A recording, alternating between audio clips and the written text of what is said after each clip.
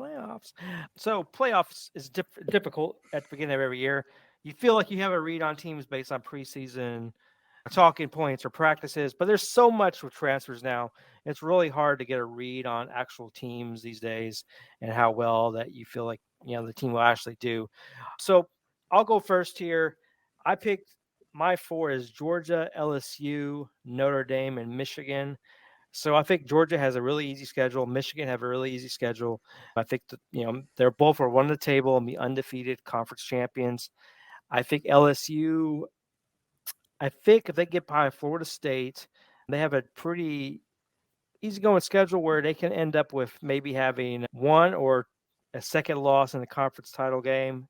And the committee will look at them strongly enough because they're SEC team to get them into the playoff, or they beat Alabama, which is not totally out of the realm with the quarterback issues that Alabama's having. So that would be my four, with the champion being Georgia. I feel like until you beat the champion, you can't. I'm not going to bet against them. This will be your 3 years in a row for Georgia, but I am worried. They do have some running back depth issues. They just had their backup got injured for the year. Their starter has been banged up a lot, even last year. So he's banged up in the off season. So I'm a little worried about that for if I was a Georgia fan, but they have so many pieces on defense. It's going to be hard to beat them. So with that, Jordan, I'll pass it over to you. Who do you got as your playoff picks and who's your champion? Mine's the same as yours. I definitely think Georgia, Michigan they have a cakewalk into it. I think that's going to be on a lot of people's college football playoff predictions is Georgia, Michigan. I got Notre Dame, LSU, but for me, it could be a huge toss-up for even Notre Dame. I'm a big Notre Dame fan, but if Notre Dame loses a game or two, then they're out because they don't. The worst thing about Notre Dame is that they're not in a conference. When they don't have a conference championship game, if they lose a game, a team that's undefeated wins their conference championship is going to have a better chance in all actuality.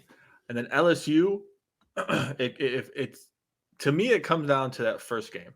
It could be Florida State in this over LSU, but I think if LSU can beat Florida State, I can see them beating Alabama and maybe having a loss to Georgia in the conference championship game. LSU is in, and with Georgia winning the championship, like you said, Tony, I don't think someone has to knock them out, and that's no team has really shown they can this year, in any preseason, anything. So I got Georgia winning it all, but you never know. All right, Jess, do you have anybody different winning your title? Well, winning it all, no. I think we all have picked Georgia. But my playoff is shaping out a bit different than yours. I've got Georgia, Michigan. I think they're all but locks. Instead of Notre Dame, I have USC. I think they go undefeated this year, or at the very least, they'll have one loss, but they'll still have a shot at the conference championship. And I have FSU, Florida State, pretty much in that exact same boat, where I think they're going to get a shot at a conference championship. I think that's going to be weighed pretty heavily, and I think that'll put them over the top. I think they've got the best quarterback, or at least I have more faith in FSU's quarterback than I do in Clemson's, and those are the two I'd say clear best teams in the ACC. For as great as we think, Drake may be, North Carolina, I don't think has a team that's really going to be able to put up much of a fight. I think USC's got the best quarterback in the country. I think they're going to be able to once again compete for is it now the Pac-4? Whatever's left of that conference championship there for themselves before they move into the Big Ten. And so I think those four are going to round it out, and I think Georgia wins it all. My first two out would probably be LSU and Penn State. But yeah, I think we all kind of agree with LSU. It really does come down to if they can win that first game. And I think for Florida State, it also comes down if they can win that first game. And for the sake of having a little bit of diversity here, outside of just one team being changed, I said, you know what? I think Florida State does have a shot against LSU. let's mix it up a little bit here. Just so everybody knows, Jess had LSU in there until I finished talking about my pick.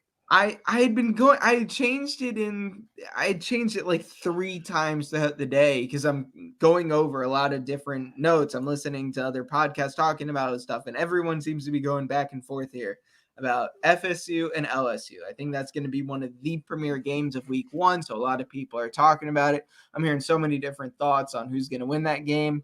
And I'm going back and forth, and you both had LSU. So I'm like, you know what? That's just going to jinx it. So I'm going to take Florida State.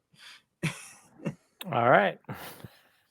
I think, you can't go wrong. I think, I the reason I don't put any Pac-12 teams in there is because I feel like they're going to beat each other up. I know, like USC, they have a stretch where they go from like Notre Dame, UCLA, Washington, they play everybody, and it's at the last part of the season, and it's just like, I just feel like it's going to be a tough thing for them to get past all that. And Utah should be more healthy by then with their quarterback situation.